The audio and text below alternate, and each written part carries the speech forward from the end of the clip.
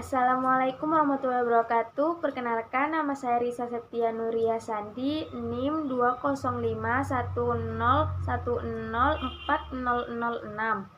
Saya dari kelompok 10 akan menjelaskan tentang struktur paragraf. Struktur paragraf. Paragraf terdiri atas kalimat, topik, atau kalimat pokok dan kalimat penjelas atau kalimat pendukung.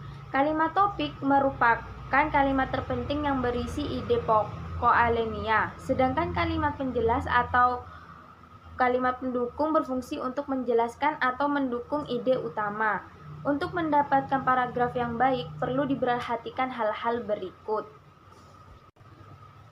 Yang pertama, posisi paragraf. Sebuah karangan dibangun oleh beberapa bab. Bab-bab suatu karangan yang mengandung kebulatan ide dibangun oleh beberapa anak bab. Anak bab dibangun oleh beberapa paragraf.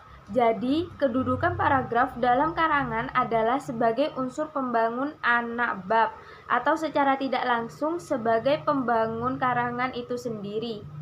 Dapat dikatakan bahwa paragraf merupakan satuan terkecil karangan, sebab di bawah paragraf tidak lagi satuan yang lebih kecil yang mampu mengungkapkan gagasan secara utuh dan lengkap. Yang kedua ialah batasan paragraf.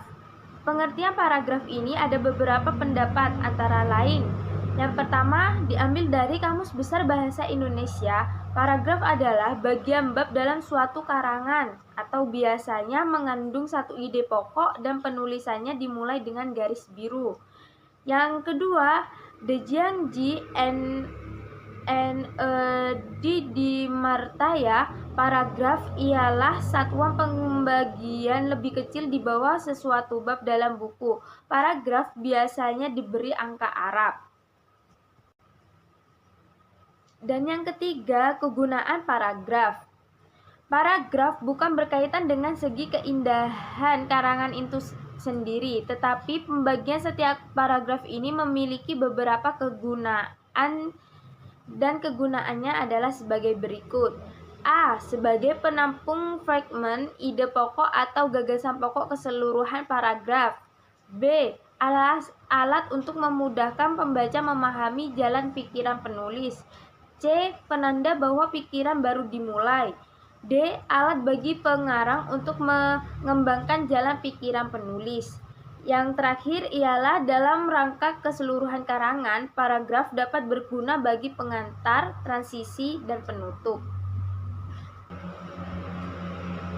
Dan yang keempat ialah struktur paragraf. Mendapatkan banyaknya unsur dan urutan unsur yang pembangun paragraf, struktur paragraf dapat dikelompokkan menjadi 8, yaitu 1. Paragraf terdiri atas transisi kalimat, kalimat topik, kalimat pengembang, dan kalimat penegas. Yang kedua, paragraf terdiri atas transisi berupa kata, kalimat topik, kalimat pengembang, dan kalimat penegas.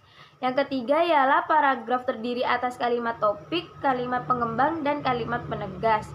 Yang keempat, paragraf terdiri atas transisi berupa kata, kalimat topik, dan kalimat pengembang. Yang kelima ialah paragraf terdiri atas transisi kalimat, kalimat topik, dan kalimat pengembang. Yang keenam, paragraf terdiri atas kalimat topik dan kalimat pengembang. Yang ketujuh, paragraf terdiri atas kalimat pengembang dan kalimat topik. Dan yang kedelapan adalah paragraf terdiri atas kalimat pengembang dan kalimat topik. Terima kasih, sekian dari saya. Wassalamualaikum warahmatullahi wabarakatuh.